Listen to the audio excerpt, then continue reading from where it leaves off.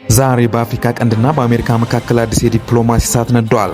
በዳቮስ በረዳማ ተራራዎች ላይ የተሰነዘረ አንድ ንግግር በሞቃዲሾ ሞቃታ ጎዳናዎች ላይ ከፍተኛ ቁጣን ቀስቅሷል።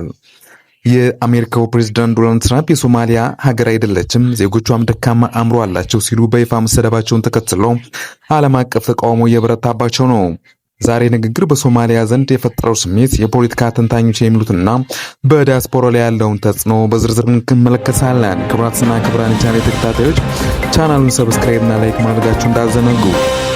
ጉዳዩ እንዲህ ነው። በስዊዘርላንድ ዳቮስ የተካሄደ በሚገኘው የዓለም የኢኮኖሚክ ፎረም ላይ ፕሬዝዳንት ዶናልድ ትራምፕ ባደረጉት ንግግር ሶማሊያና ሶማሊያውያን ኢላማ አድርገዋል። ፕሬዝዳንቱ ሶማሊያ መንግስት አልባና ሀገር ያልሆነች ወይም ነን ኤግዚስተንት ስቴት በማለት የገለጹ ሲሆን በአሜሪካ የሚኖሩ ሶማሊያውያንም የአእምሮ ምጥቀት ደረጃቸው ዝቅተኛ ነው በማለት አንኳሰዋቸዋል። ትራምፕ ለዚህ ትችታቸው በዋነኝነት እንደ ምሳሌ የተጠቀሙበት በሚኔሶታ የዲሞክራት ተወካይ የሆኑትን ትውልደ ሶማሊያዊቷን ኢልሃን ኦማር ነው። ይህ ንግግር በአንድ ሉዓላዊት ሀገር በዜጎቿ ላይ የተሰነዘረ ዲፕሎማሲያዊ ጥሰትም ተደርጎ ይወሰዳል። ይህ ንግግር ሞቃዲሾ ሲሰማ ምላሹ ፈጣንና ጠንካራም ነበረ። የአፍሪካ ኒውስ ዘጋቢዎች በሞቃዲሾ ጎዳናዎች ላይ ያነጋገሯቸው ዜጎች በፕሬዝዳንቱ ንግግር ማዘናቸውና መቆጣታቸውን ገልጸዋል።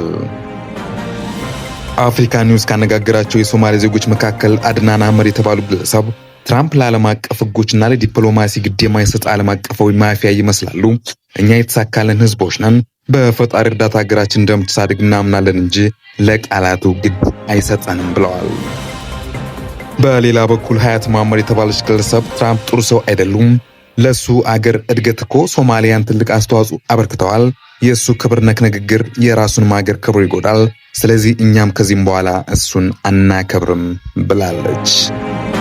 ይህ የትራምፕ ንግግር በድንገት የተከሰተም አይደለም። ባለፈው ትራምፕ አስተዳደር በአሜሪካ የሚኖሩ የሶማሊያን ስደተኞች ጊዜያዊ የመኖሪያ ጥበቃ እንዲቋረጥ ማድረጉም ይታወሳል። ይህ ውሳኔ በሺዎች የሚቆጠሩ ሶማሊያውያን ወደማይፈልጉት ስደትና ስጋት እንዲመለሱ የሚያስገድድም ነበረም። በተለይም በሚኒሶታ ግዛት የሚኖሩ ነዋሪዎች ላይ የትራምፕ አስተዳደር ዋነኛ የጥቃት ሰለባ የሆኑ መሆናቸውን ዘገባዎች ያመለክታሉ። የፕሬዝዳንቱ ንግግር እነዚህን ዜጎች ይበልጥ ለጥላቻ ጥቃት ወይም ሄት ክራይም ሊያጋልጥ ይችላል የሚል ስጋት የሰብአዊ መብት ተሟጋቾች ዘንድ ትልቅ ነገር ፈጥሯል። ታሪክ እንደሚነግረን ሶማሊያ በብዙ ፈተናዎች ውስጥ ያለፈች ቢሆንም ጠንካራ የንግድና የማህበረሰብ ትስስር ያላት ሀገር ናት። ፕሬዝዳንት ትራምፕ ሀገር አይደለችም የሚሉት ንግግር በዲፕሎማሲያዊ ዓለም ሉዓላዊነትን መጣስ ተደርጎ ይቆጠራል። ባለሙያዎች እንደሚሉት ከሆነ እንዲህ ያለ ንግግር ከአሜሪካ በአፍሪካ ቀንድ ያላትን ተሰሚነት የሚቀንስና ዜጎች በአሜሪካ መንግስት ላይ ያላቸውን እምነትም የሚያሳጣ ነው ብለዋል። በአጠቃላይ የትራምፕ ንግግር በሶማሊያና በአሜሪካ መካከል ያለውን ግንኙነት አዲስ ምዕራፍ ውስጥ ከቶታል። ሶማሊያን ግን ለቃላቱ ግድ የለን በሚሉም የሀገሪቱ መንግስት ተገቢውን ዲፕሎማሲያዊ ምላሽ ይሰጣል ተብሎም ይጠበቃል።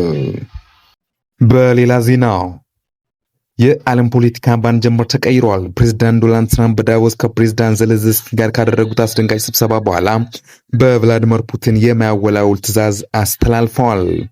ጦርነቱ አሁን ማብቃት አለበት ያሉት ትራምፕ ለሰላም አዲስ መንገድ መክፈቱን አብስረዋል። ትራምፕ ፑቲን እንዴት ሊያሳምኗቸው አሰቡ? በዳቮስ የተካሄደ የሁለቱ መሪዎች ስብሰባስ ምን ሚስጥር ይዟል? ዝርዝሩ እናያለን። የትራምፕና የዘለንስኪ በዳቮስ ስብሰባ ሮይተርስ እንደዘገበው ከሆነ ፕሬዝዳንት ዘለንስኪ ወደ ስዊዘርላንድ ዳቮስ ተጉዘው ከፕሬዝዳንት ትራምፕ ጋር ተገናኝተዋል። ከዚህ ቀደም በሁለቱ መሪዎች መካከል የነበረው ቅሬታ ተወግዶ ስብሰባው እጅግ ጥሩና ስኬታማ እንደነበረም ገልጸዋል። ትራምፕ ዘለንስኪን በጣም ጠንካራ መሪ ሲሉ ያወድሷቸው ሲሆን ዩክሬን ለሰላም ዝግጁ መሆኗን ማረጋገጣቸውን ተነግረዋል። ለፑቲን የተላከው መልእክት ጦርነት ይብቃ። ከትልቅ ውይይት በኋላ ትራምፕ ለፑቲን ቀጥተኛ መልእክት ልከዋል። ጦርነቱ ማብቃት አለበት፣ ይህ እልቂት ሊቆም ይገባል ያሉት ትራምፕ አሜሪካ ጦርነቱን ለማስቆም ያላትን ጽኑ ፍላጎትም ገልጸዋል። ትራምፕ ለፑቲን ያላቸውን ቅርበት በመጠቀም ሩሲያ ወደ ድርድር ጠረጴዛ እንድትመጣ ከፍተኛ ጫና እያደረገው መሆኑም ተዘግቧል። ሩሲያም ሆነ ዩክሬን የሚጠቅም ስምምነት አለች ሲሉም ራሳቸውን እንደ ዋነኛ አሸማጋይ ትራምፕ አቅርበዋል። የዓለም ስጋትና ተስፋ። ይህ የትራምፕ እንቅስቃሴ በዓለም መሪዎች ዘንድ የተለያዩ ምላሽም እያገኘ ይገኛል። አንዳንዶቹ ትራምፕ ጦርነቱን በአጭር ጊዜ ውስጥ ያስቆማሉ የሚል ተስፋ ሲኖራቸው፣ ሌሎቹ ደግሞ ሰላም በምን አይነት መስዋዕትነት ይመጣል የሚል ስጋትም አላቸው።